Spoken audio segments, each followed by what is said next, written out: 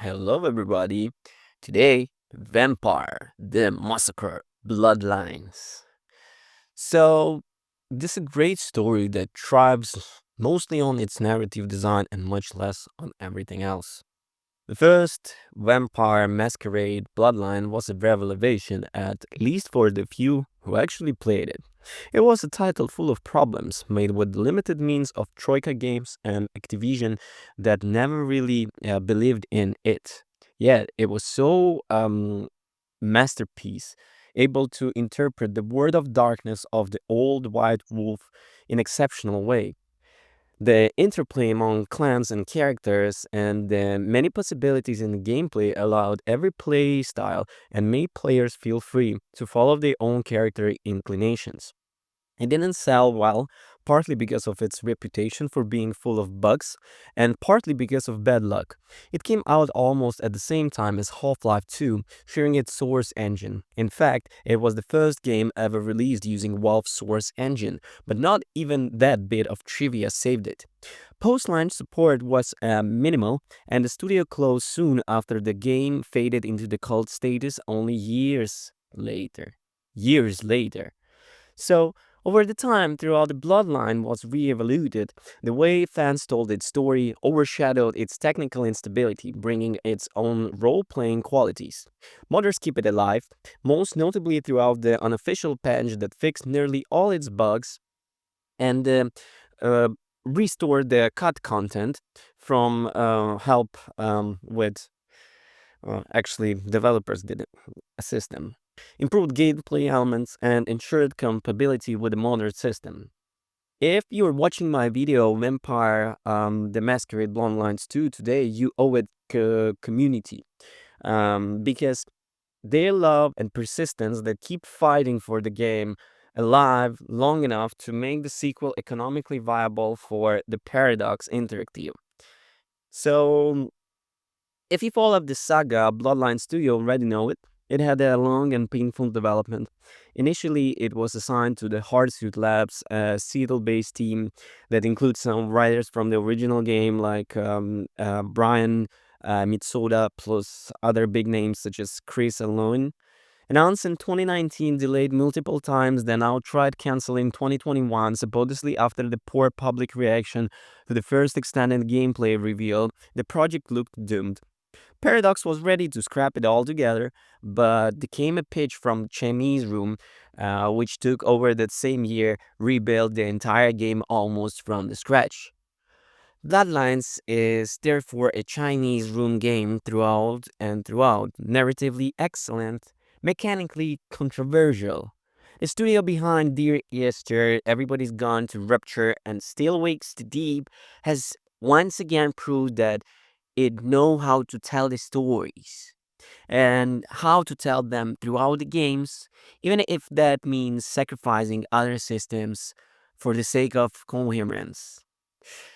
It is writing very deep and layered, adapting its language to the context in the each character's background and the personality. So the story follows the fear in an ancient vampire known as Nomad. You can play as a male or female. The reviewer chooses a female version. She awakens in the Seattle after a long tour prop to find herself sharing with her mind with the consciousness of Malkavian detective named Fabian. Strange symbols carved onto her body prevent her from leaving the city. Every time she tries to cross the invisible boundary, unbeatable pain forces her back. A clever narrative justification for a classic open world barrier. All of these mysteries, the mental link, the symbols, her confident man, eventually find their explanations over the roughly 35 hours of adventure. Seattle looks beautiful but somewhat static. The game's strength lies not in spectacle but in how it uses the city to mirror its vampiric society, rigid hierarchies, subtle tensions, and moral decay beneath the snow. From the very first start, Bloodlines 2 shows off the quality of its writing. Fire dialogue reflects her age and experience.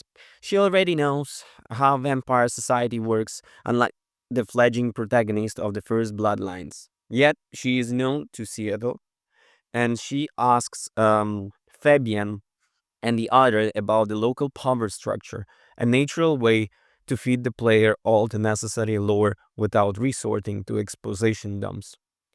The Codex in Game Encyclopedia expands on those details in a more encyclopedic tone, helping player to understand behaviors and the politics. Fear's status is always clear. Other characters treat her with fear and respect. With respect. Even those above her in the local hierarchy. That's thanks to the consistency, conversation always reflect the power dynamics, as the centuries-old vampire fire can afford to be blunt with the elders and ruler alike, saying things that the newly embraced fledgling never could. Dialogue also changes depending on the which clan archetype you choose. Every clan affects relationship differently, and characters remember what you said. Tone and attitude shape their long-term perception of you, creating an unexpected twist later on. This gives Bloodline 2 real replay value since your choices truly matter, a rare thing in modern RPGs. While at the same time, you can even control Fabian directly in a flashback that can unlock the key memories. His section have a unique gameplay style. As Malkavian, Fabian avoids combat and cracks real jokes that irritate the others.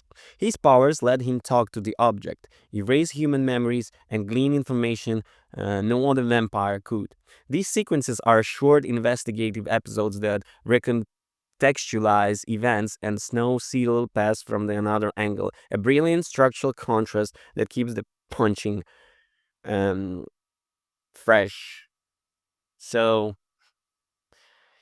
well, actually, about the combat, right? There are powers, clans, and opportunities for the brawls, but violence is discouraged except when absolutely necessary. Even a fight risk violating the Masquerade, the most sacred rule of vampire society, never reveal your nature to humans. So the best role-playing moments happen in the dialogues, not in combat. Unfortunately, the game fully committed to this idea, leaving the combat in an awkward middle ground, too shallow to satisfy action fans, too intrusive for the pure storytellers. The combat system itself is fairly intricate on a paper, depending on your clan. Powers different radically. Bruja might excel at direct melee assaults, while as La Sombra flavors stealth and manipulation throughout the shadows. Ideally, you should eliminate a target and scenes, but of course, an air-quick punch can still fix most problems for if the diplomacy fails. During the game, you can unlock the power of the all clans regardless of your initial choice, one of the fire's unique traits, which is also ties to the story, but doing so requires collecting three types of blood, drained from humans, and trading it with the clan representatives to unlock the powers. And here comes the tedium. Gathering blood becomes repetitive fast, events repeat, logic collapses. For instance, why do politely taking at someone's ATM usually make them furious and attack you? Or why do so many Seattle citizens act like lust-crazed idiots, happily following a menacing stranger into the dark alley? Do this dozen of the times and the whole mechanic collapse into boredom. Yes, it's technically needed to try different combat styles, but you can finish the game using only your base clan abilities. They cost fewer experience points and can be maxed out early, making the character growth feel pointless after the first third of the game. And well, in conclusion, what I can say is a remarkable narrative experience surrounded by gameplay systems of inconsistent quality, some justified by fidelity on the tabletop lore, others clearly born from the production troubles. And overall, it's better than expected and delivers a passionate, immersive experience, fully worthy of the Bloodline name, thanks to its interpretation of the vampire society and its focus on the moral and political nuance. Well, thank you for watching. Don't forget to rate, comment, and subscribe. Bye bye.